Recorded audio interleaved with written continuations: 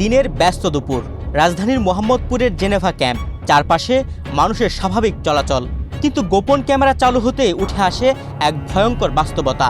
সরু গলির ভেতরে কাগজে পেঁচানো ইয়াবা হাতে নিয়ে দরদাম করছেন একজন ব্যক্তি। মোবাইল দেখে ক্যামেরা বন্ধ রাখতে দিচ্ছেন সতর্কবাণী। মোবাইলের ক্যামেরা চালু করবেন না। শুধু তাই নয়, নির্দিষ্ট একটি সীমানার ভেতরে প্রকাশ্যে মাদক বিক্রির অনুমতির কথাও জানালেন তিনি। রাজধানীর মাঝখানে যেন গড়ে উঠেছে এক অঘোষিত নিয়ন্ত্রিত মাদক বাজার।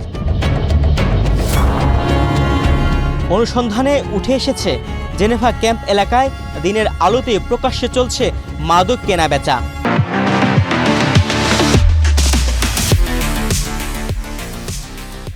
ছদ্মনাম ব্যবহার করা এক বিক্রেতা হাসান আলী জানান, প্রায় 400 মিটার এলাকা জুড়ে তাদের কার্যক্রম পরিচালনার জন্য নির্দিষ্ট সীমানা নির্ধারণ করা আছে।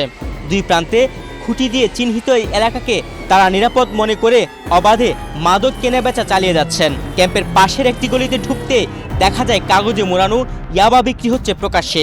ক্রেতা বিক্রেতার মধ্যে দরদাম চলছে স্বাভাবিকভাবে, এমনকি মাদক আসল কিনা সেই গ্যারান্টি দেওয়ার কথাও শোনা যায়।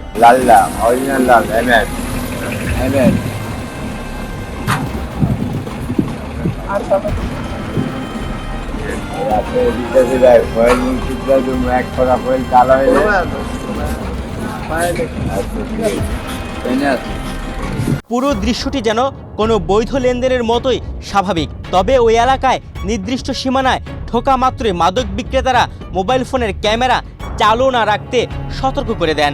সে সঙ্গে বাইরের লোকজনকে ওই এলাকায় বেশি সময় অবস্থান না করার পরামর্শ দেন তারা। এতে স্পষ্ট পুরো নেটওয়ার্কটি অত্যন্ত সংগঠিত এবং নিজেদের কার্যক্রম গোপন রাখতে সচেতন।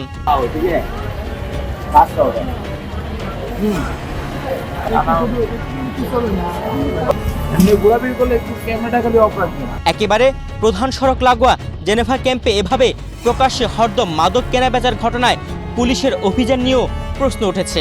এ বিষয়ে জানতে যোগাযোগ করা হয় ঢাকা মেট্রোপলিটন পুলিশের তেজগাঁও জোনের এডিসি ফজলুর সঙ্গে। তবে তিনি কোনো নির্দিষ্ট তথ্য দিতে রাজি হননি। উল্টো প্রতিবেদকের কাছে এ বিষয়ে তথ্য জানতে চান তিনি। শুধু তাই নয়, পুলিশের পক্ষ থেকে দাবি করা হচ্ছে জেনেভা ক্যাম্প এলাকায় নিয়মিত বিশেষ অভিযান পরিচালনা করা হচ্ছে। যদিও সেখান থেকে কতজনকে গ্রেফতার করা হয়েছে সে বিষয়ে কোনো সুনির্দিষ্ট তথ্য দিতে পারেননি সংশ্লিষ্ট কর্মকর্তা। গ্রেফতার তো অনেক আছে, প্রত্যেক দিনই তো অনেক গ্রেফতার থাকে, কিন্তু জেনেভা ক্যাম্প থেকে যে চাচ্ছেন স্পেসিফিক, এটা মনে হয় ডাটাটা নাই। হ্যাঁ, আপনারা যেহেতু আছে আপনাদের কাছে, তার তথ্যগুলো আমাদের দেন। এই নিউজগুলো কারা দিচ্ছে? যে পুলিশ বেরোলেই ওরা খবর পাচ্ছে, নিশ্চয়ই ওদের লোকজন সেট করা আছে। তাহলে আমাদেরকে একটু দেন, আমরা একটু ভেরিফাই করে। আমাদের তো অভিযান চলছে, প্রত্যেক দিনই অভিযান হয়।